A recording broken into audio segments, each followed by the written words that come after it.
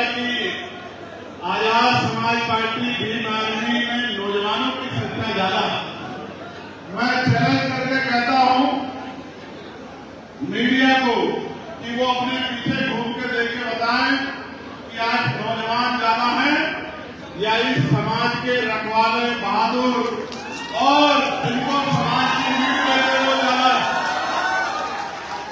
प्यारे साथियों, आपका काम खत्म हो गया तो नहीं।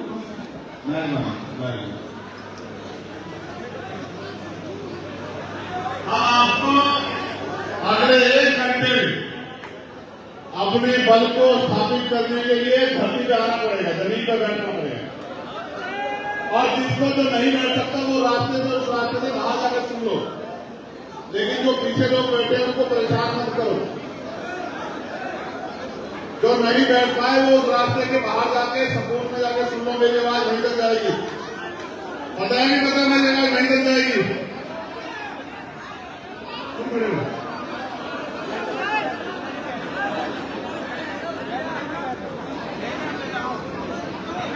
ये वाली व्यवस्था और कराओ, बात करनी है, हटाओ यहाँ पर ये भी हटाओ, वॉलेंटियर बैठ जाओ।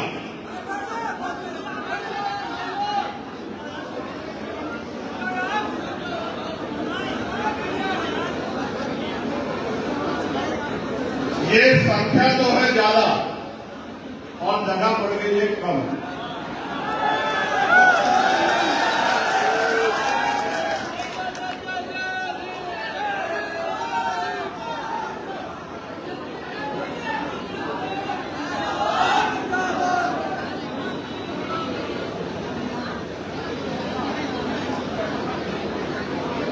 जब तक नहीं बैठोगे तब तक बात नहीं रखी जाएगी।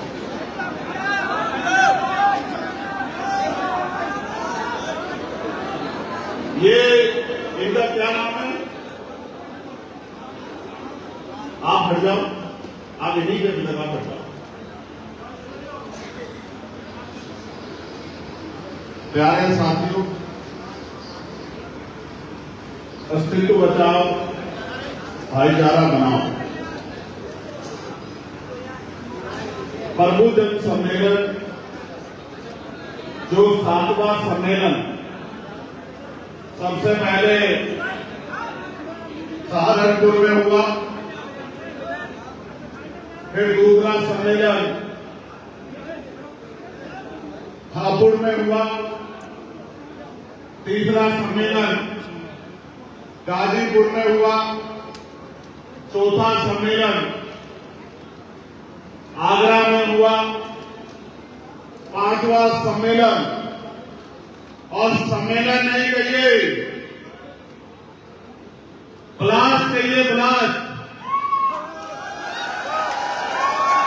5वां सम्मेलन जिसने बड़े बड़े पार्टियों दलों की नींद उड़ा दी, वो लखनऊ में हुआ 1 तारीख को, 1 जून 2025, और वो भी 1 जून को इसलिए रखा गया कि अर्जक संघ की स्थापना दिवस था, इसलिए अर्जक संघ के लोगों को, उन महान मूर्तियों को, उन महान विभूतियों को, उन संघर्ष के योद्धाओं को याद करने के लिए जिन्होंने अर्जक संघ को जो है तैयार करके समाज में भौतिक विकास की लहर चलाई, उनको नमन करने के लिए 1 जून को लखनऊ में रखा गया।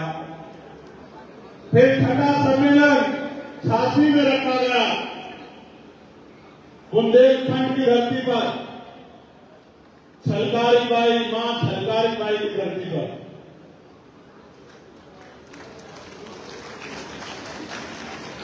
सर्वश्रेष्ठ विद्रोहियों में से एक मां पूनम देवी की धरती पर। वो सम्मेलन नहीं था, वो सिर्फ सम्मेलन नहीं था। शिक्षा के जनक परमानंद लोधी जी की धरती पर वो सम्मेलन नहीं था, वो क्रांति का बिगुल था। और आज कानपुर मोहनलाल कुरेल जी की धरती पर यह ऐलान है जो आजाद हिंद फौज ने किया था, याद है नहीं याद है? जो आजाद हिंद फौज ने किया था, गुलामी की बेड़ियां काट के उस गुलामी से देश को आजाद कराने का संकल्प आज यहां आजाद समाज पार्टी वो आजाद हिंद फौज थी, इसने अंग्रेजों के दांत खट्टे किए थे, अंग्रेजों को भागने के लिए मजबूर किया था, सुभाष चंद्र बोस जी के नेतृत्व में किया था। और ये आजाद समाज पार्टी काशीराम है जो यहां से मनु के ठेकेदारों से गुलामी की बेड़ियां काटने के लिए संघर्ष करने का काम कर रहे हैं। प्यारे साथियों, मैं अपनी बात को शुरू करने से पहले सभी संतों, गुरुओं और महापुरुषों को नमन करता हूं, जिनके संघर्ष से हमने और हमसे पहले हमारे महापुरुषों ने बहुत कुछ सीखा। महामानव तथागत बुद्ध, पाखंडवाद की जड़ें हिला देने वाले जगत गुरु सतगुरु रविदास जी महाराज, गुरु कबीर जी, गुरु नानक जी, भगवान वाल्मीकि जी, गुरु घासीदास जी, संत गाडगे जी महाराज, नारायण गुरु, शिक्षा के आदिपुरुष, भारत के असल राष्ट्रपिता ज्योतिबा फूले, मां सावित्रीबाई फूले, मां फातिमा सेठ, आरक्षण के जनक छत्रपति साहू जी महाराज,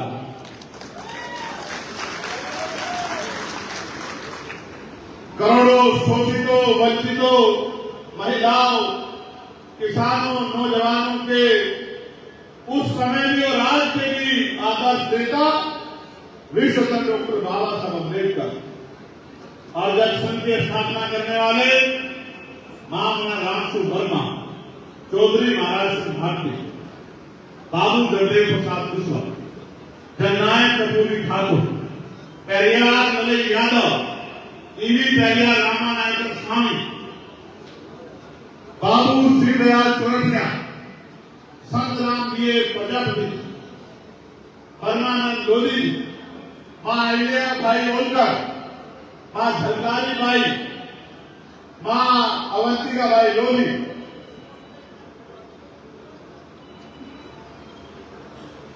जननायक कपूरी ठाकुर, मान्यवर दीना भाना वाल्मीकि और मान्यवर साहब श्री काशीराम के चरणों में भी अपना नमन करता हूं, उनको वंदन करता हूं। ये जो महापुरुष मैंने जिनके नाम मैंने लिखे, इनके बारे में मैं यही कहूंगा कि बाबा साहब ने कहा था, मैं मूर्तियों में नहीं, मैं किताबों में हूं, मुझे कूदने की नहीं, मुझे पढ़ने की जरूरत है। मैंने इन महान पुरुषों में से बहुत सभी को देखा तो नहीं है, लेकिन जब जब मुझे मौका मिला है, मैंने इनको पढ़ने का काम किया है, इनको जानने का काम किया है, इनको पहचानने का काम किया है, इनके विचारों पे चलने के लिए खुद को तैयार करने का काम किया है। और इनके विचारों में चलने का मतलब है आग के ऊपर चलना, तलवार की धार के ऊपर चलना, तीर की नोक पर चलना, क्योंकि देश में जो व्यवस्था है वो व्यवस्था सब कुछ बर्दाश्त कर सकती है, लेकिन इस राह पे चलकर बहुजन समाज के लोगों को जागरूक करके, उनको अंधविश्वास पाखंडवाद से निकाल के, उनमें भाईचारा पैदा करके, और जब मैं ये कहता हूं कि प्रबुद्ध जन सम्मेलन हम लोग करेंगे और प्रबुद्ध जन की परिभाषा बताता हूं कि पहले जन ये कहते थे कि देश में एक ही जाति प्रबुद्ध है, एक ही समाज प्रबुद्ध है। जब वो इस बात को कहते थे तो वो मनु की उस बात को मजबूत करते थे, जो बात ये कहती है कि कोई पैदा होते ही नीच हो जाता है, छोटा हो जाता है, कोई पैदा होते ही ऊंचा हो जाता है। पैदा होते ही महान हो जाता है। ये मनु के जो सिद्धांत है, मनु के जो विचार है, हमारे महान पुरुषों ने इनके खिलाफ क्रांति करने का काम किया और इन विचारों के खिलाफ जो सत्य विचार है उस सत्य विचार को लोगों तक पहुंचाने का काम किया। आप मुझे बताइए, क्या जन्म के आधार पर कोई प्रभुत्व हो सकता है क्या? क्या जन्म के आधार पर कोई श्रेष्ठ हो सकता है क्या? इस दुनिया का इतिहास ये कहता है, हम महापुरुष भी उसको मानते हैं जिसके जीवन का आकलन करने के बाद, उसके जाने के बाद हम ये तय करते हैं कि इस व्यक्ति ने समाज के लिए कोई योगदान किया है, समाज के लिए कुछ संघर्ष किया है, इसके प्रयासों से महापुरुषों का आंदोलन आगे बढ़ा है। उनके जाने के बाद, क्योंकि जीते जीते हम उनका विरोध करते हैं राजनीतिक वजह से, सामाजिक वजह से, जाति की वजह से, आर्थिक आधार पे, लेकिन जब वो चला जाता है तो हम भी दबे स्वर में कहते हैं कि असली आंदोलन को यही चला रहा था, हम तो अपने बीवी बच्चों के लिए, अपने परिवार के लिए काम कर रहे हैं। प्यारे साथियों, इसलिए मैं कहता हूं कि हम वंचित समाज का वो तबका जो डॉक्टर है, इंजीनियर है, प्रोफेसर है, वकील है, IITN है, जो किसानी करता है, जो मेहनत करता है, जो लिखने का काम करता है, इस वर्ग में जो पढ़ लिखकर जिसने समाज को, प्रदेश को, देश को कुछ देने का काम किया, वो सब प्रबुद्ध है। क्या ये बात मैं गलत कहता हूं? जोर से बताइए, क्या ये बात गलत कहता हूं? मैं आपको बताना चाहता हूं, अभी मैं दुबई गया था 2 दिन के लिए। जब मैं दुबई गया तो मैंने वहां बड़े बड़े बिल्डिंग देखे। एक वहां बड़ी बिल्डिंग है जिसका नाम है बुर्ज खलीफा। बादल उससे नीचे है, वो बादल से ऊपर है। लगभग 165 मंजिला वो इमारत है। देख के लगता है कि आसमान को छू रही है, लेकिन मैं आपको बताना चाहता हूं, वहां से 17-18 में गणना हुई थी तो 35 लाख लोग वहां इस भारत से गए हुए वो लोग थे जो वहां मजदूरी करके उन बिल्डिंगों को बनाने का काम। ये वो लोग हैं जो उस बिल्डिंगों में जिनका खून लगता है, पसीना लगता है, इनकी हड्डियां लगती है, जिनके संघर्ष से वो बड़ी बड़ी बिल्डिंगें बनती है, उनकी मिट्टी में, उनकी बुनियाद में किसका खून शामिल है इसको कोई नहीं जानता। लोगों को लगता है देश हवा में बन गया, लोगों को ये नहीं पता इस देश को बनाने के लिए देश के हकवंचित समाज ने, कमजोर समाज ने अपनी पीठ तुड़वा ली है, अपने कंधे तुड़वा लिए हैं, अपने घुटने खत्म करवा लिए हैं और पसीना और खून लगा के इस देश को आगे बढ़ाने का काम किया है। इस बात को ना कोई जानना चाहता है और जो जानते हैं वो जानबूझ के सम्मान नहीं देना चाहता। कानपुर की सड़कों को कौन समझाता? जो कहा जाता है कि इंदौर सबसे सुंदर है, इंदौर सबसे स्वच्छ है, उस इंदौर को स्वच्छ कौन बनाता? नेता, मंत्री, अधिकारी। ये मेरा समाज है जो हकवंचित समाज, जो इस सड़कें साफ करके, इसकी गंदगी उठा के, सीवर में करके, मैला सर में रख के इन शहरों को साफ करने का काम करता है। ये बात मैं आपको इसलिए बता रहा हूं। लोग का पेट भरने का काम कौन करता है? खेती किसानी कौन करता है? ये हकवंचित समाज करता है, ये मेरा समाज करता है, तब लोगों के घरों का खाना बनता है। इसलिए मैं कहता हूं कि यहां बैठी मेरी बाएं बहने, ये जो आई है आशीर्वाद प्यार देने, ये प्रबुद्धन है जो अपना घर चलाते हैं। ये जो मेरे सामने बैठे हैं जो संघर्ष करते हैं, ये प्रबुद्धन है। और ये जो इस मंच पर बैठे हैं तमाम दलित, पिछड़े, मुसलमान, आदिवासी, जो इस देश को, प्रदेश को सींचने का काम कर रहे हैं, ये सब प्रबुद्धन है। मैं इनका बहुत बहुत धन्यवाद करता हूं कि उन्होंने अपना कीमती समय निकाला।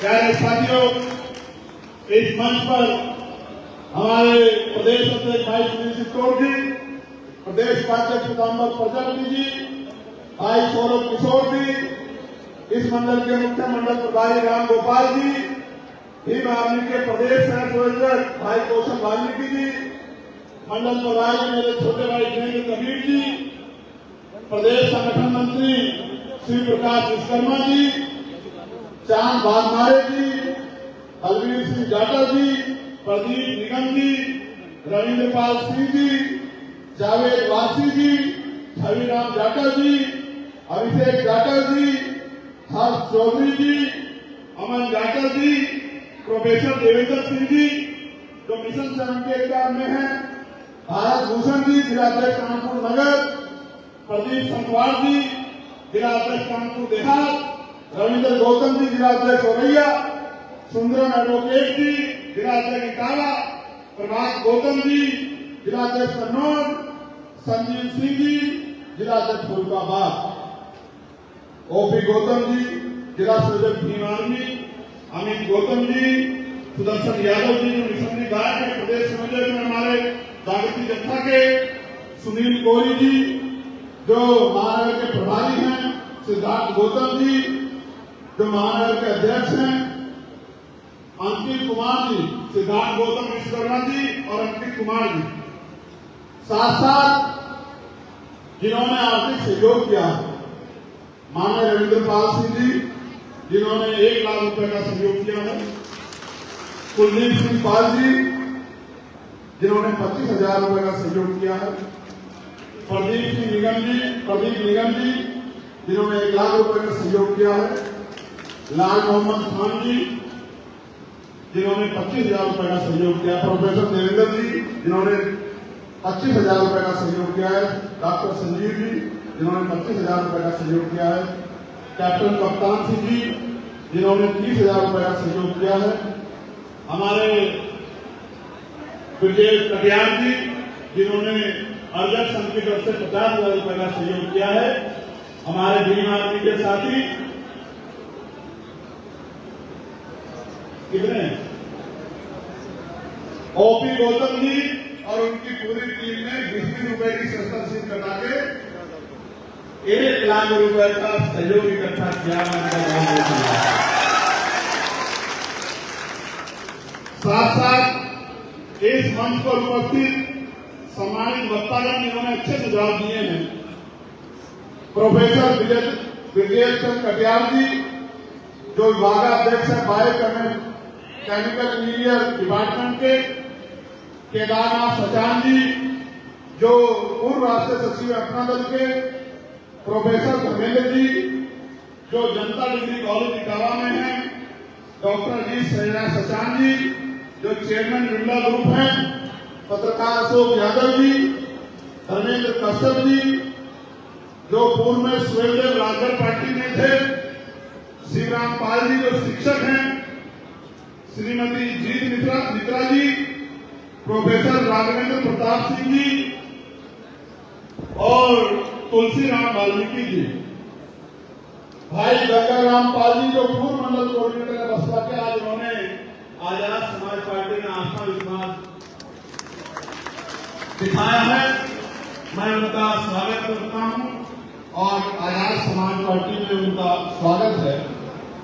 साथ साथ हमारे भीम आर्मी का के संरक्षक है यहाँ श्री श्यामलाल बोस जी, श्री मोलचंद जी, मास्टर तुलसीराम जी, अरविंद पेंटर जी, इंजीनियर हीरालाल जी, गंगाराम पाल जी, रामतार वर्मा जी, डॉक्टर अजीत सचान जी, नरेश पाल जी, राम स्वरूप जी, श्री कांता जी, केदारनाथ सचान जी, एडवोकेट घनश्याम जी, सुदेश कुमार भोज जी, पृथ्वीपाल मौर्य जी, संतोष वर्मा जी, विजय बाबू हजारिया जी,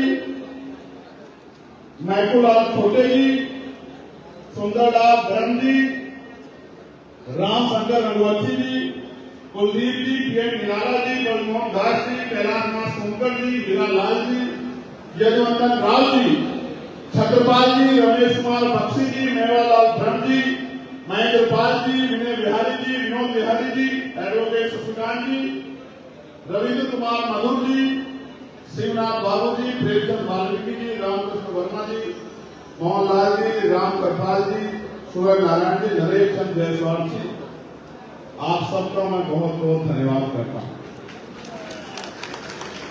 जब यहाँ मैं पसीने पसीने बोला हूँ तो आप लोगों के क्या हाल होंगे, लेकिन मेरे उन नौजवानों से बिल्कुल नाराजगी रहेगी जिन्होंने मेरी बात को मानने के बाद क्यों बैठे नहीं।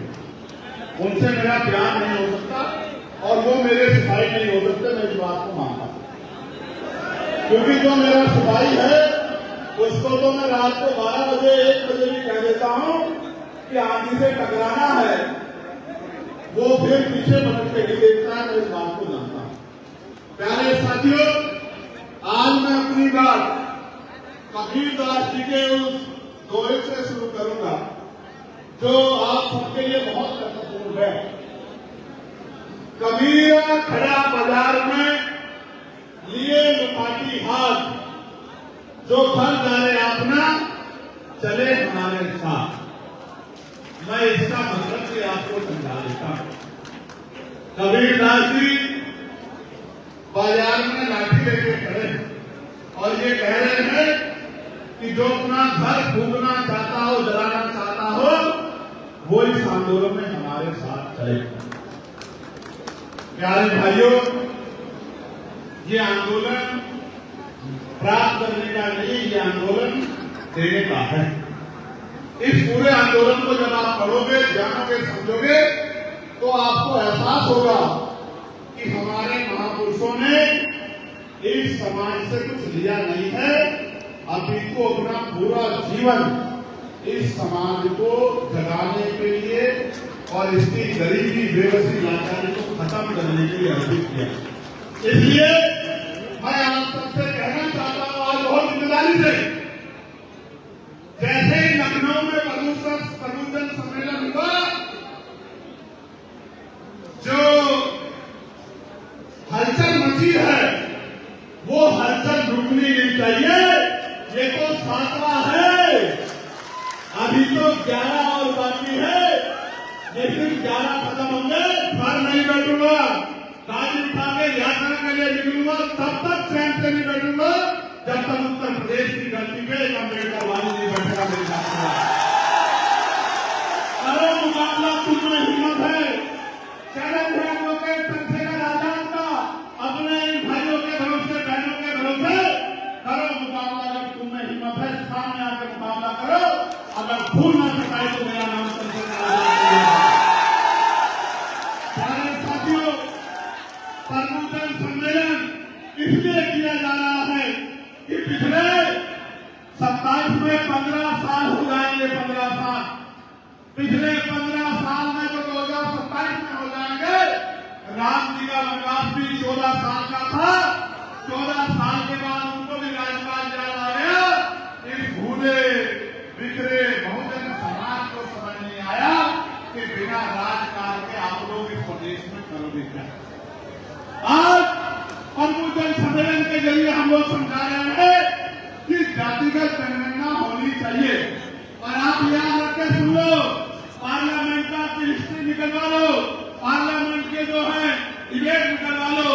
जब मैं पहली बार पार्लियामेंट गया था तो मैंने यहीं से बात शुरू की थी कि जिसकी जितनी संख्या भारी उसकी उतनी हिस्सेदारी, जिसकी जितनी संख्या भारी उसकी उतनी हिस्सेदारी।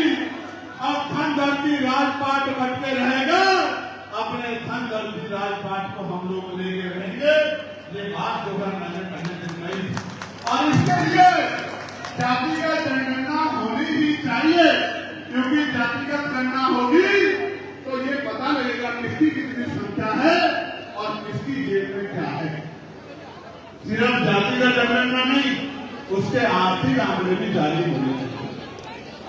गाड़ी किसके पास है, बस किसके पास है, ट्रेन किसके पास है, हेलीकॉप्टर किसके पास है, हवाई जहाज किसके पास है, कंपनियां किसकी है, फैक्ट्रियां किसकी है, जमीन किसके पास है, रोजगार किसके पास है, बैंक अकाउंट में किसके पैसे हैं, और कौन है वो जिसको 80 करोड़ लोगों को सस्ता राशन दिया जा रहा है। ये जानना चाहिए। ये जातिगत जनगणना में भाई ये लोग अच्छे नहीं ऐसी तो भेड़ बकरियां भी नहीं होती, भेड़ बकरियां भी अच्छी होती हैं, एक भेड़ के पीछे दूसरी भेड़ चलती है, लेकिन आपको भेड़ बकरियां भी नहीं हो। ये बात मुझे आपके मुंह पे कहनी पड़ेगी, इन सबको कहनी पड़ेगी जिन्होंने जो घर से तो निकल आए हैं, लेकिन लगता है कि मन में कोई संकल्प नहीं है। भैया बाल तो बहुत अच्छे लगे, काम भी अच्छे लगे, तेरी माँ भी ले कहीं घर जाने के बाद मेरा बेटा अच्छे काम कर रहा है। ये एक मीडिया के साथियों ने भी तो पूरा बवाल काट दिया ना एक ही लाइन में। अब आप लोग कोई फोटो की बात रिकॉर्ड कर रहे हो, ये रिकॉर्ड के बीच में तुम मीडिया कहाँ बन रहे हो भाई, कहाँ बन रहे हो? मीडिया बैठती क्यों नहीं, क्यों डिस्टर्ब कर रहे हो? आपको ध्यान से गेट खुला हुआ निकलवा दो, फ्री मत लेना कि भैया वहां बैठने नहीं दिया आपने। इस बार अगर तुम्हें एक भी खड़ा हुआ तो याद रखना कि गेट खुलेगा। अब तुम मेरी बात को याद रखना, पता है मैं झूठ नहीं बोलता हूँ, क्योंकि तुम लोग वैसे इतने सारे लोगों से मैं जो दर्द में याद करना चाहता हूँ वो भी इसको भी डिस्टर्ब होना चाहता हूँ, ठीक है? तो प्यारे साथियों, क्या कर रहा नींद कर रहे क्या? बैठ जाए यार,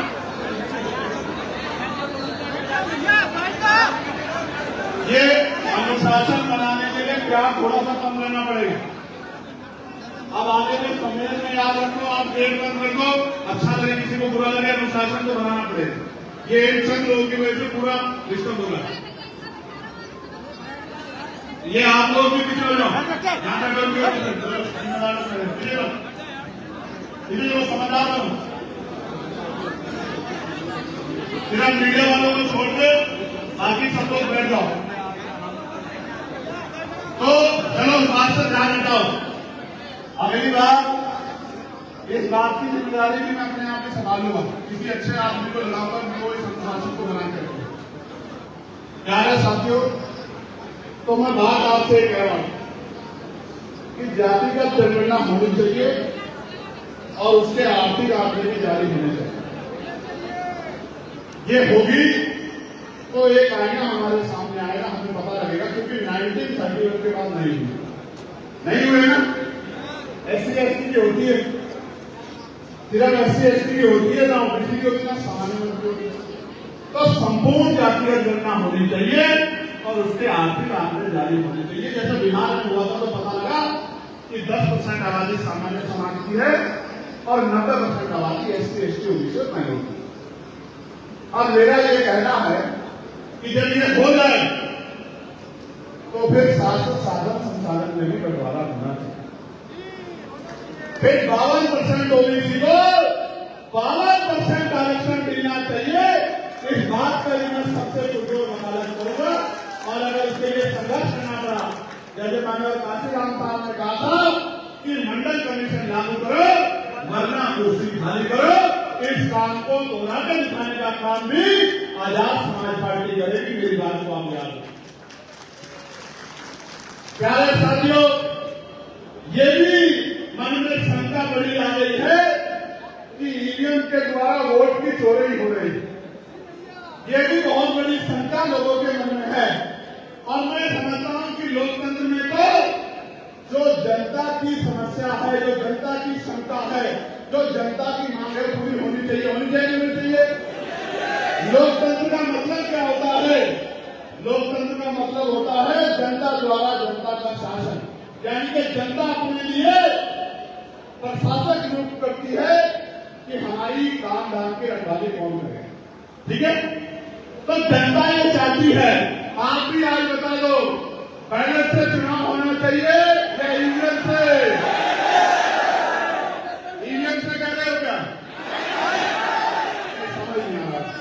जब मैं कहूंगा बैलेट से, और अगर आप सहमत हो तो जोर से नारा देना चाहिए, ईवीएम से होना चाहिए या बैलेट से होना चाहिए? एक और बार बताओ, मजा नहीं आया। बैलेट से होना चाहिए क्या? बहुत अच्छे। तो जनता की मांग को प्रमुखता से रखना हमारी जिम्मेदारी है, इसलिए बैलेट से चुनाव होना चाहिए, हमें इस ओर पर ध्यान देना चाहिए। जबकि मैं तो ईवीएम से जीत के आया हूं नहीं आया हूं। लेकिन जो लोग मेरे चुनाव में गए वो जानते हैं कि घंटा लेकर अखबार की है हमारे लोगों ने 100 महीने जब तक रिजल्ट नहीं आया ऐसा नहीं करना। 24 घंटे मशीन सो जाती थी, फिर आदमी आजाद समाज पार्टी का नौजवान नहीं सोता था। इस तरह से जो है काम की करा के जीते। अब अंतर भी छोटा मोटा नहीं है, 1.5 लाख से ज्यादा वोट से जीते। कितने वोट से? ये आपकी मेहनत। मैं कानपुर मंडल के साथियों का भी धन्यवाद दूंगा। जब मैं वो चुनाव लड़ रहा था, आपने अपनी मेहनत की कमाई के पैसे जुटा के यहां से जुटे। मैं अपने मिशन से अनवीर के साथियों का, लीगल सेल के साथियों का, किसान मोर्चा के साथियों का, भाईचारा कमेटी के साथियों का बहुत बहुत धन्यवाद करूंगा। मेरी क्या अवकाश है कि मैं चुनाव लड़ूं, बहुत पैसे लगते हैं। ये तो आप लोगों ने हिम्मत जुटाई, अपनी मेहनत कमाई से पैसा भेजा, उससे हमने चुनाव लड़ा और ये करके दिखाया कि अगर हमें मौका मिलेगा तो हम बहुत कुछ कर सकते हैं। मैं ज्यादा कुछ नहीं कर रहा हूं। मैं इस देश में अपने महान पुरुषों के आंदोलन को आगे बढ़ाने का काम कर रहा हूं।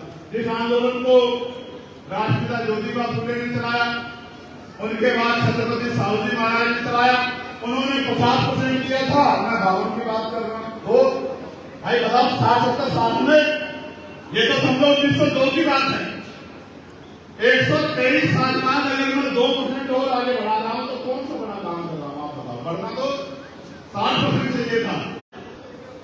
और शेड्यूल कास्ट में चमार, वाल्मीकि, पासी, धोबी और जायसवाल को, तमाम लोगों को, इनके बच्चों को कौन आगे बढ़ने दे? इसलिए मैं मानता हूं क्योंकि अभी सामाजिकता नहीं आई है, अभी समाज देश पूर्ण रूप से जो है नैतिक नहीं हुआ है कि आपके हक को आपको दे दे। आपको तो लड़के लेना पड़ेगा अभी भी।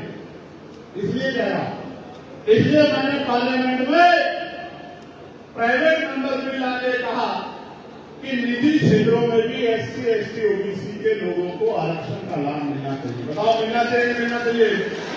जोर से बताओ। माँ भी तभी दूध पिलाती है जब बच्चा तलवार मार के रोता। आप घर में चुपचाप बैठे हो तो लोगों को लगता है इनको कुछ चाहिए भाई, ये नहीं समझे? इसलिए जागरूक करने निकला हूं कि जाग जाओ, इकट्ठे हो जाओ, अपने हक ले लो, वरना वो दिन दूर नहीं कि आजादी से अपने बात रखने की आजादी भी देश में खत्म हो जाएगी। मैं आपको एक उदाहरण बताता हूं। इतना बैकलॉग है। आज ही मैंने रिपोर्ट पढ़ी, मैं एयरपोर्ट पे था, एक इतना बड़ा विमान हादसा हुआ, 300 के लगभग लोगों की जान चली गई। और आज की मैं रिपोर्ट कर रहा था कि 53% बैकलॉग है। 53% नियुक्तियां खाली पड़ी है, लेकिन सरकार को नहीं समझ में आता कि 53% नियुक्तियां भरनी है। आप समझो 2 आदमी का काम 1 आदमी से ले रहे, इसलिए कई बार नुकसान उठाना पड़ रहा। तो ये मांग भी हमने प्रबुद्धन सम्मेलन के जरिए अपने लोगों तक पहुंचाने का काम किया। प्यारे साथियों, क्योंकि बातें बहुत सारी हैं और उन पर आपसे चर्चा करनी, इसलिए मैं यहां से शुरू करूंगा कि मैंने पार्लियामेंट में सरकारी सिस्टम किस तरह सुधरे अस्पतालों में, इसके लिए ये मांग रखी थी कि अगर इसको सुधारना है तो हमें सबसे पहले सरकारी हॉस्पिटल में ये सुनिश्चित करना पड़ेगा कि नीति बनाने वाले और नीति लागू कराने वालों के परिवार का हित उससे जुड़ जाए। कैसे? नीति बनाने वाले यानी कि संसद में, लोकसभा में, राज्यसभा में, विधानसभा, विधान परिषद में या नगर पालिका, नगर परिषद में या ग्राम पंचायत में जितने भी प्रतिनिधि हैं संवैधानिक पदों पे, चाहे वो ग्राम पंचायत का मेंबर हो, चाहे महामहिम राष्ट्रपति जी हो, चाहे प्रधानमंत्री हो या गांव का प्रधान हो, चाहे जिला पंचायत का सदस्य हो या जिला पंचायत का अध्यक्ष हो, नगर पंचायत का चेयरमैन हो या नगर निगम का मेयर हो या विधायक सांसद हो, मंत्री मुख्यमंत्री हो या मुख्यमंत्री हो, के मंत्री हो, सबके बच्चों का और उनका इलाज सरकारी हॉस्पिटल में होना चाहिए। और उसी तरह से जितने अधिकारी कर्मचारी हैं, चाहे हमारे केंद्रीय सचिवालय के अधिकारी हो या ग्राम पंचायत में सबसे जो छोटी इकाई है वहां सेक्रेटरी, जिसको हम सचिव कहते हैं, वो चाहे कानून हो, तहसीलदार हो, नायाब हो, एसडीएम हो, एडीएम हो, डीएम हो, कमिश्नर हो या अपर सचिव हो, मुख्य सचिव हो, प्रमुख सचिव हो, जितने भी पद हैं, चाहे पुलिस के हमारे सिपाही हो, चाहे मास्टर हो, डॉक्टर हो, सबके बच्चों का इलाज बीमार होने पर उनका इलाज सरकारी अस्पताल में होना चाहिए। और जो डॉक्टर का इलाज कर रहा है उसके बच्चों का इलाज भी, उसका इलाज भी सरकारी अस्पताल में होना। आप देखना जिस दिन ये पॉलिसी लागू हो जाएगी, ऐतिहासिक क्रांति हो जाएगी, शानदार बिल्डिंग होगी, सारी सुविधाएं होंगी, पूरे डॉक्टर होंगे, स्टाफ की कमी नहीं होगी, अनगिनत काउंटर होंगे, दवाइयां भी वहां मिलेगी, टेस्ट भी वहां होंगे, जेब भी नहीं कटेगी और जान भी नहीं जाएगी। मेरी बात को याद रखना, जान भी बचेगी और समाज भी बचेगा और जेब भी नहीं कटेगी, क्योंकि मानव जीवन सबसे अनमोल है, इसकी रक्षा होनी चाहिए। मैंने अपने पिता को अपने पैसे की कमी के कारण किसी और के पिता की, किसी बहन की, किसी भाई की, किसी के पति की, किसी की मां की, किसी के बच्चों की जान ना जाए, इसका फैसला हमें करना पड़ेगा, वरना वो दिन दूर नहीं कि क्षेत्र मदीना में, बिजनौर में मुझे जान के बड़ी तकलीफ हुई। मैंने अधिकारियों को बहुत फटकार लगाई कि डायलिसिस चल रहा था, एक मुस्लिम भाई 26 साल का डायलिसिस चल रहा था, लाइट चली गई, जनरेटर में तेल नहीं था, उसकी तरफ से जान चली गई डॉक्टरों की लापरवाही की वजह से। आप समझिए, जिस अस्पताल में, सरकारी अस्पताल में जनरेटर नहीं है, जनरेटर में तेल नहीं है, आप समझिए कितना बड़ा भ्रष्टाचार हो। इसलिए ये पहली घटना नहीं है, इससे पहले भी गोरखपुर में बहुत जगह पे इलाज की कमी के कारण, ऑक्सीजन की कमी के कारण बहुत सारे लोग की जान गए, बहुत सारे बच्चों की जान। दूसरा, एक क्रांति और करनी है, सरकारी स्कूलों की हालत बदलनी। और आपने देखा ये सरकार तो सरकारी स्कूल बंद कर रही है, 22,000 है, 22,000 सरकारी स्कूल बंद करने का काम ये उत्तर प्रदेश की सरकार कर रही है। आप मुझे बताओ, कटियार साहब प्रोफेसर हैं, सरकारी स्कूल में किसके बच्चे पढ़ने का था? अमीरों के या गरीबों के? ईमानदारी से बता। गरीबों के, किसानों के, मजदूरों के भविष्य बदलता स्कूल से। मैं प्राइवेट स्कूल में पढ़ के आया हूं, मैं सरकारी स्कूल में पढ़ा इंटर कॉलेज तक, मैंने ग्रेजुएशन सरकारी स्कूल में की है। तो मेरे जैसा आदमी सरकारी स्कूल से पढ़ के वकील बन सकता है, लोकसभा का सांसद बन सकता है। उन सरकारी स्कूलों को एक योजना के तहत बंद किया जा रहा है कि सरकारी स्कूल बंद हो और प्राइवेट स्कूल वालों की मौज आए, सरकार को डोनेशन मिले और गरीबों के बच्चों का भविष्य खराब हो जाए। किसान का बेटा किसान बने और मजदूर का बेटा मजदूर बने, मजदूर का बेटा वकील, डॉक्टर, इंजीनियर, IAS ना बने। ये सोची सबकी साजिश है, हमें ये समझना पड़ेगा। इसलिए मैंने पार्लियामेंट में कहा कि भाई एजुकेशन पॉलिसी अच्छी होनी चाहिए। सबके पास समस्या है, सब कहते हैं ये समस्या, ये समस्या। मैंने पार्लियामेंट में समस्या का जिक्र नहीं किया, मैंने समाधान का जिक्र किया। उन्होंने कहा कैसे अच्छी करोगे? मैंने कहा अच्छी ऐसे होगी जब नीति बनाने वाला और लागू कराने वाला, यानी कि जो संवैधानिक होगा, जिसका मैंने जिक्र किया था, राष्ट्रपति हो या ग्राम पंचायत के मेंबर की संतान, सबको शिक्षा एक समान, सबको शिक्षा एक समान। तो मैंने कहा जब जो टीचर पढ़ाता है, जो जिलाधिकारी उसका निरीक्षण करता है, उसकी निगरानी करता है, जो कमिश्नर जिले की निगरानी करता है, जो सेक्रेटरी और तमाम अधिकारी हैं जो कमिश्नर की जिले की निगरानी करते हैं, जो संवैधानिक पद है, डीएम हो, एसडीएम हो, कमिश्नर हो, पटवारी हो, तभी बिल्डिंग भी अच्छी होगी, पंखों की लगा ऐसे लगेंगे, क्योंकि बड़ों लोगों के बच्चों की बात है, उनके बीच से हमारे निकल जाएंगे। इसलिए मैं कह रहा हूं कि सरकारी स्कूल में सुधार अगर करना है, उनको बंद करने से काम नहीं चलेगा, उनमें सुधार लाके और उनमें अपने सरकारी कर्मचारी अधिकारियों के बच्चों को, नेताओं के बच्चों को पढ़ाना पड़ेगा। आप देखना भ्रष्टाचार भी खत्म होगा और पढ़ाई अच्छी मिलेगी। मिलनी चाहिए, मिलनी चाहिए पढ़ाई। कितने मैंने नाम गिनाए, राष्ट्रपिता ज्योतिबा फुले, माँ फातिमा शेख, माँ सावित्रीबाई फुले, माँ रमाबाई, कितने नाम गिनाए, ब्रह्मानंद लोधी जी, कितने नाम लिखवाए, रामसु वर्मा जी, कितने नाम आपको बताया, प्रकाश वाल्मीकि जी, ये सब शिक्षा के वजूद थे। इसलिए कह रहा हूं, और बाबा साहब ने तो कहा शिक्षा श्रेणी का वजूद है जो पीछे का वजूद है। आज अगर चंद्रशेखर यहाँ खड़ा होकर बोल रहा है तो ये उस शिक्षा की देन है जो बाबा साहब अम्बेडकर के संविधान में हम सब मिलकर देने का काम है। साथियों, जितना बैकलॉग है उस बैकलॉग को भरा जाना चाहिए और पढ़े लिखे नौजवानों को रोजगार देना चाहिए। ये मांग भी सरकार को हमारी पूरी करनी चाहिए और अगर सरकार पूरी नहीं करेगी तो मैं आपको विश्वास दिलाता हूं कि जिस दिन हमें अवसर मिलेगा पहली कैबिनेट में सारा बैकलॉग निकलवा के उस बैकलॉग को भरने के आदेश दिए जाएंगे। मेरी बात को ध्यान रखें। दूसरा, जितनी भी परीक्षाएं होंगी उसमें जो शुल्क लिया जाता है वो शुल्क को हम लोग जीरो करने का काम करें।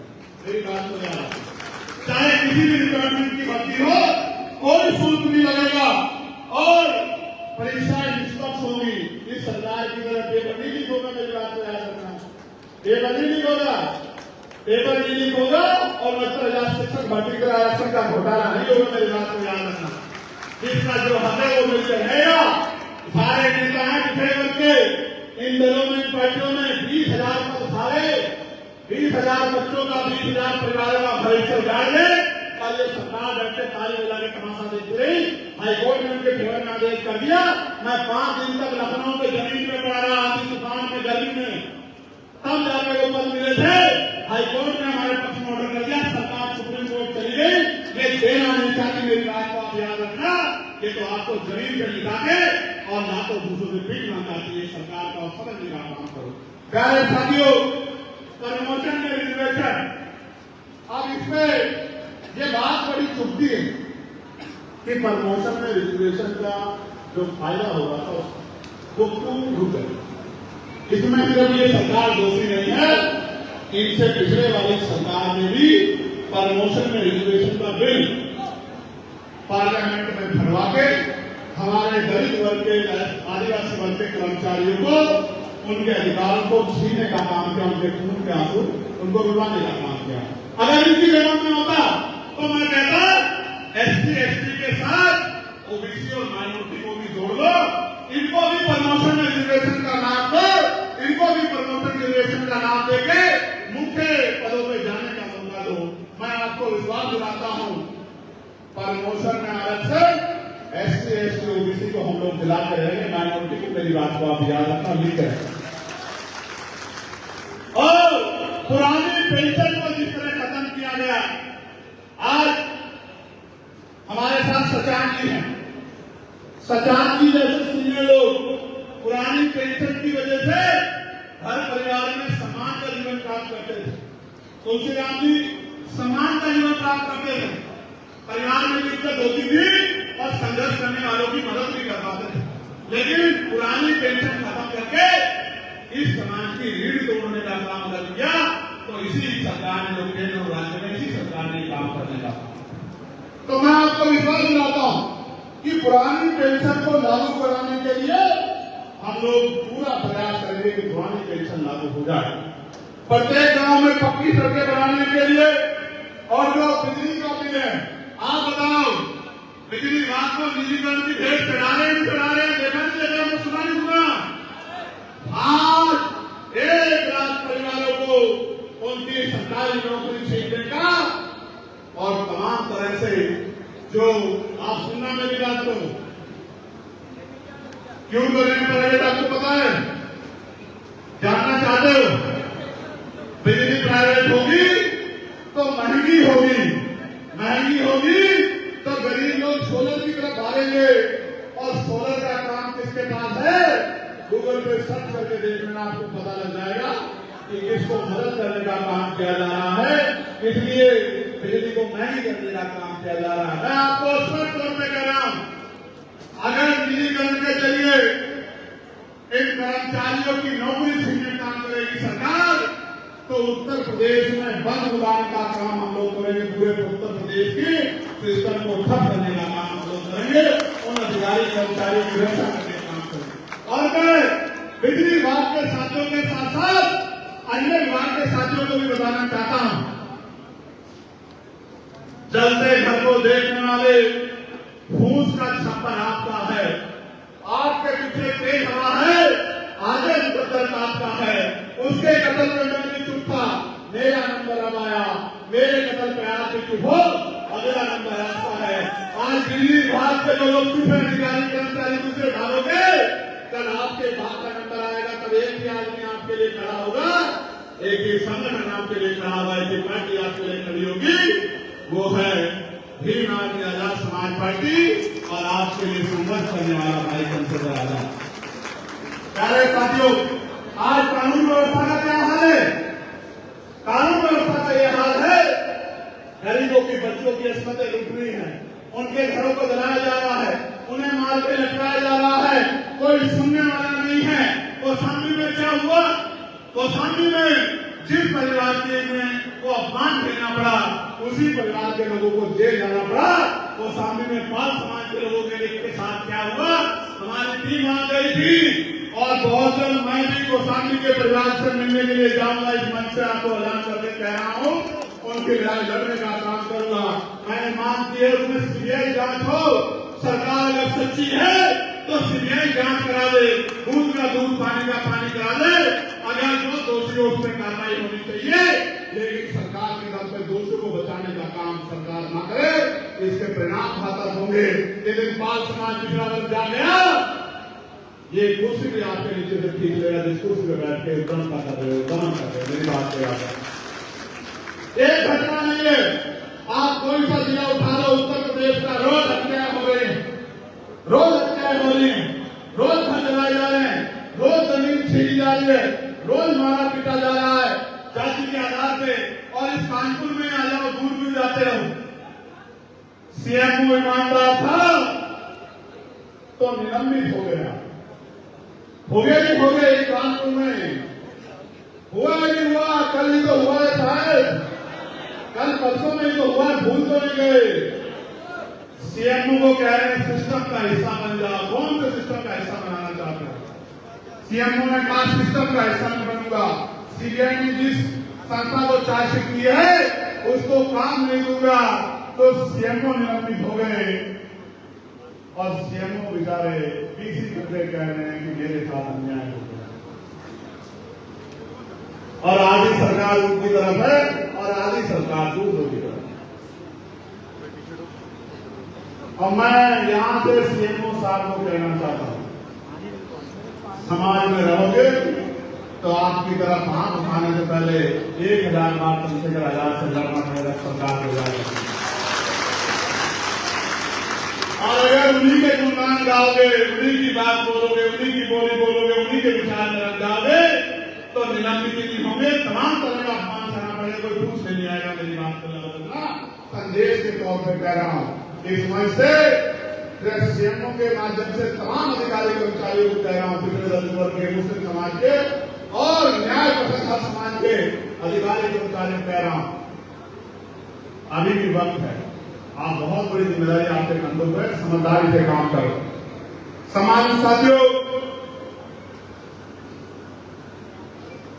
प्रदेश भर में मॉब लिंचिंग की घटनाएं हो रही, मॉब लिंचिंग, और स्पेशली मुसलमानों को तो टारगेट करके, हमारे यहाँ मुस्लिम समाज के लोग बैठे, मुसलमानों को तो टारगेट करके मारा जा रहा है।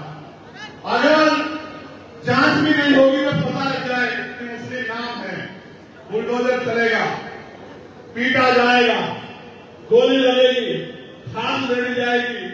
और अगर पता लग जाए कि मुख्यमंत्री के परिवार के लोग हैं तो कितना बड़ा अपराध करने कोई सजा नहीं होगी, पुलिस छूट दी जाएगी। और अपराध करो और मत करो, कोई पूछने वाला नहीं। आपको पुलिस पीट रही है, अभी पुलिस को पीटा, थाने में घुस के पीटा, कहीं जांच के लिए गए तो वहां पिटाई साथी का इकबाल नहीं। इनके माथे पर अशोक की लाश, अशोक पार्लियामेंट में अगर पुलिस के भाइयों के लिए किसी ने आवाज उठाने का काम किया तो चंद्रशेखर आजाद ने। इनके 8 घंटे की ड्यूटी हो, बॉर्डर स्कीम खत्म की जाए, सप्ताह में एक दिन छुट्टी मिले, वेतन संख्या दूर हो, नौकरियों की संख्या बढ़ाई जाए और इनको अपने परिवार के बीच रहने का मौका मिले। ये मांग के अगर किसी ने की है तो चंद्रशेखर आजाद ने की है। प्यारे साथियों, आशा बहनों का वेतन वृद्धि हो, आंगनबाड़ी बहनों की वेतन वृद्धि हो, भोजन माताओं बहनों की वेतन वृद्धि हो, ग्राम पंचायत को रोजगार सेवक हैं, पंचायत सहायक हैं, पीआरडी के जवान हैं, होमगार्ड के जवान हैं, उनकी भी पंचावृत्ति के वेतन वृद्धि की मांग अगर किसी ने की तो पार्लियामेंट में जाकर चंद्रशेखर आजाद ने की, आपकी शक्ति से की, आपकी हिम्मत से। पत्रकार भाइयों के लिए सुरक्षा की मांग की, वकील भाइयों के लिए एडवोकेट प्रोटेक्शन एक्ट लागू कराने की मांग की। तमाम लोगों के लिए ना जाति देखा, ना धर्म देखा, ना ये देखा कि मेरे साथ रहने से इस वक्त जितनी पीड़ा मुझ तक पहुंची उसकी आवाज बनने का काम किया, उसकी लड़ाई लड़ने का काम किया। सम्मानित साथियों, ठेकेदारी पर जो नौकरियां हैं और ये बड़ा कड़वा है, लेकिन मैंने अपनी करीब से देखा है। भारत में सेना पे हमारा जवान शहीद होता है, वो भी नौकरी करता है, उसके लिए मेरे पास शक नहीं। जिन सेना के जवानों का बलिदान हुआ बॉर्डर पे, मैं उनके परिवारों के प्रति श्रद्धांजलि भेंट करता हूं, आदरांजलि भेंट करता हूं, उनको नमन करता हूं। उन परिवारों के लिए हिम्मत की प्रार्थना करता हूं कुदरत से, क्योंकि वो सेना के जवान जब बॉर्डर पे हमारे लिए, हमारी रक्षा के लिए खड़े होते तभी हम चैन से सोते हैं। लेकिन साथियों, जो सीमा में मरता है उसके बारे में भी बात करनी पड़ेगी।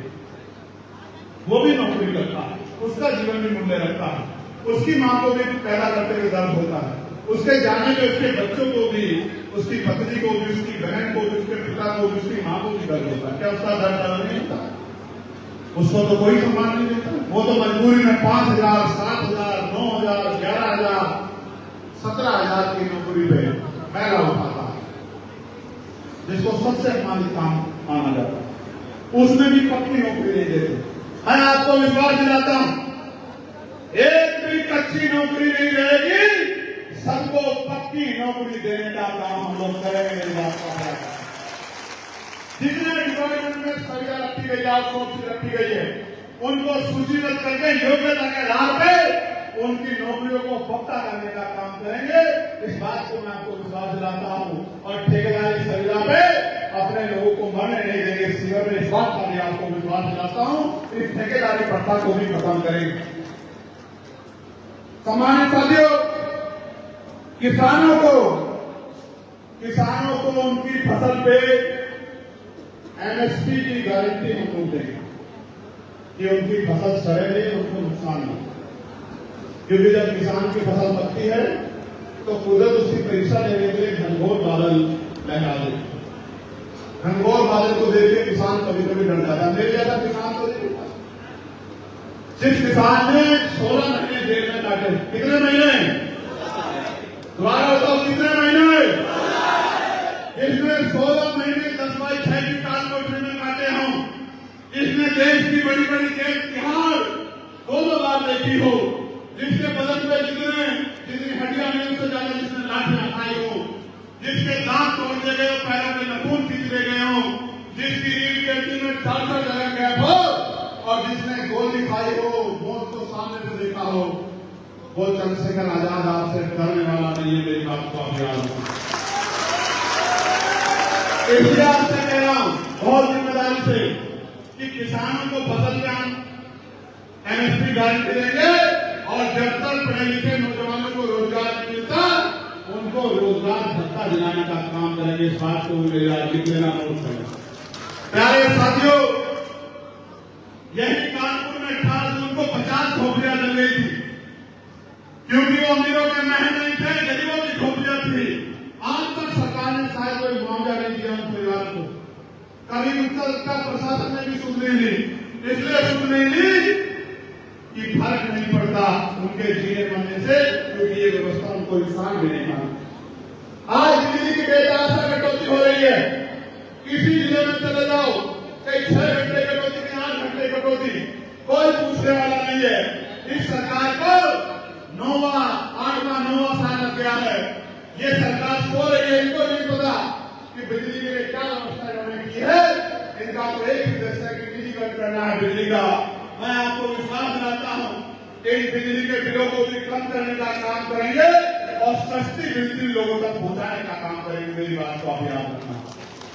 प्यारे साथियों, शिक्षा मित्र बहुत परेशान आंदोलन कर रहे हैं, उनका समायोजन करने का काम भी हम लोग करेंगे, जो ये सरकार नहीं कर पाई। इस बात का भी मैं आपको विश्वास दिलाता हूं। उनको 10,000 रुपए की नौकरी का काम करना पड़ रहा है, उनको सम्मानित वेतन दिलाने का काम हम लोग करेंगे, पक्की नौकरी दिलाने का काम हम लोग करेंगे। और प्यारे साथियों, मैं इस मंच से तमाम SC ST OBC के साथ साथ अपने मुस्लिम भाइयों से भी ये प्रार्थना, ये निवेदन करने के लिए आया कि आप लंबे समय से ठगे गए, तमाम तरह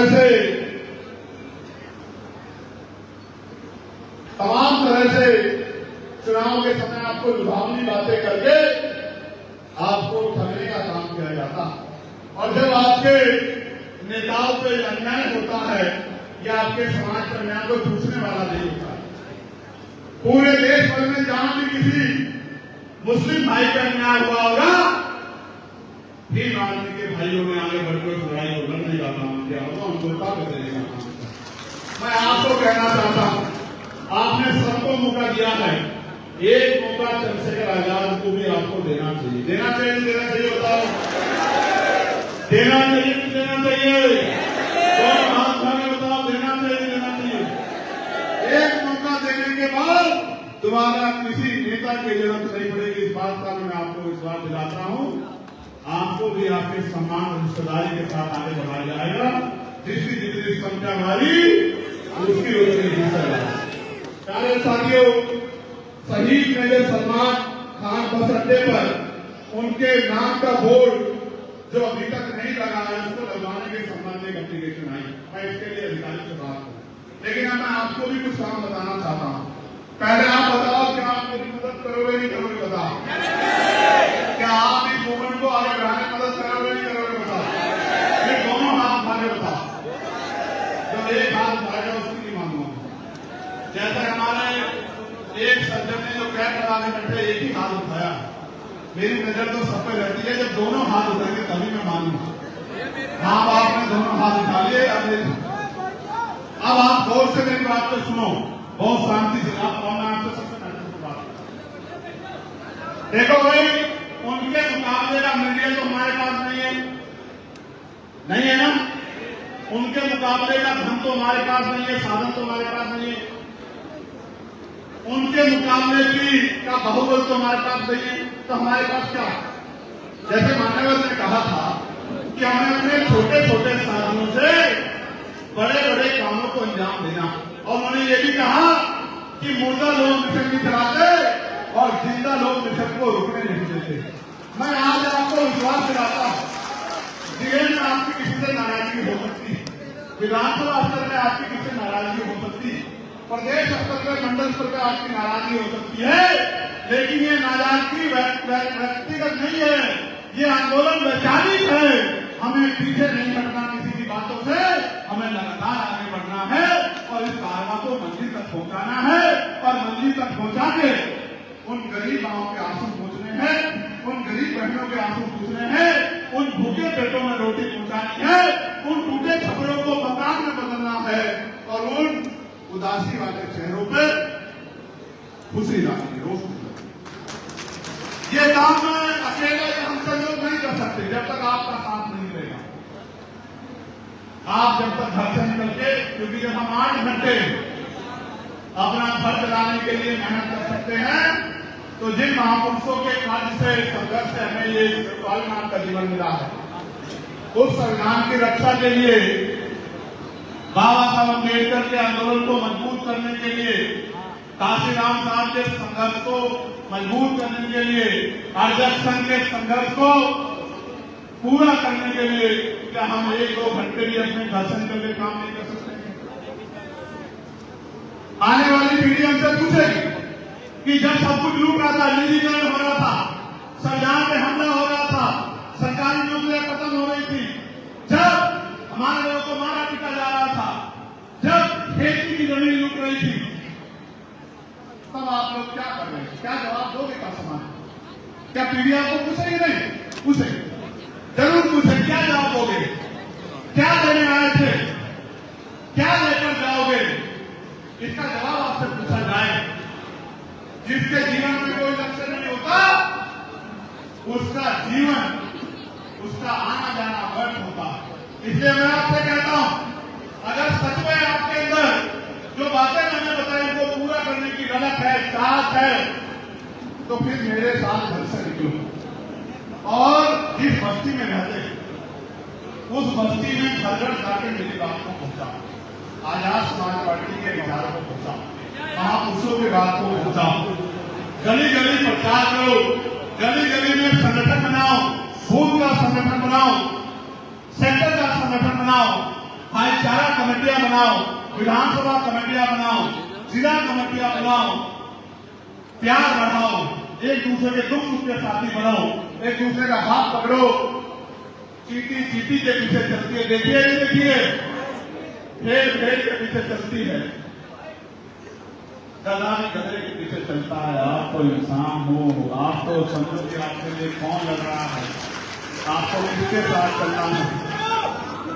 भाई मैं संघर्ष तो बहुत कर रहा हूं, आप जानते हो मैं इतना संघर्ष कर रहा हूं कि मैंने अपनी जान को भी दांव पे लगा दिया। मैं गोलियों से भी नहीं डरता, भीड़ में से कहां से गोली चलेगी और मेरा सीना सीधे चले जाएगी, मुझे इस बात की परवाह नहीं। आज मैं एक बात कह रहा था, एक बात इतिहास याद रखेगा। अगर आपने जल्दी साथ दिया तो 27 में इनकलाब ला देंगे, और अगर आप देर से जागे तो थोड़ी सी देर रहेगी, लेकिन संकल्प पक्का है। मर सकते हैं, झुक नहीं सकते, दिख नहीं सकते, रुक नहीं सकते, और जब तक महापुरुषों का कारवा मंदिर तक पहुंचे नहीं तब तक मर नहीं सकते। कितनी गोली चला लो सूरज को वोट बैंक में खराब नहीं किया जाता। मैं फिर आपसे कहता हूं, अगर सच में आप इस आंदोलन से प्यार करते हैं, अगर आप इन नौजवानों के संघर्ष से प्यार करते हैं, अगर आपके दिल में कुछ कर्ज लेने की तमन्ना है, तो इतनी बड़ी संख्या है, हमारी सबसे बड़ी ताकत हमारी संख्या है।